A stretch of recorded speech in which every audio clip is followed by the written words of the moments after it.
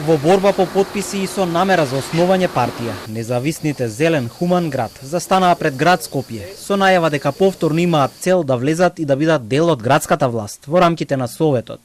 На 40 степени и на отворено, среде топлотен бран, поканија сниматели и новинари за да ја испратат пораката до јавноста, а потоа се соочија и со забелешки при своите први чекори од партиското делување во најава.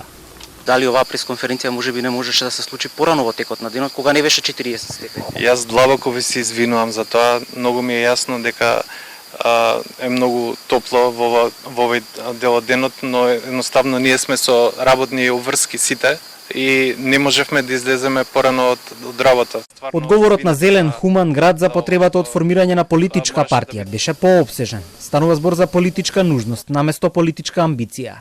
Велат дека одлуката ја донеле како директен одговор на постојаните обиди на големите партии да ги елиминираат независните актери од изборната трка.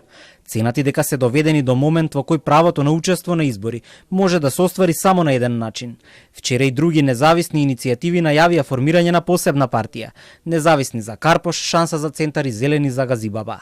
Го презедовме овој чекор бидејќи големите партии од власта и опозицијата здружено донесоа измени на изборниот законник со кој се зголемува прагот на потребни потписи за учество на независните листи на изборите.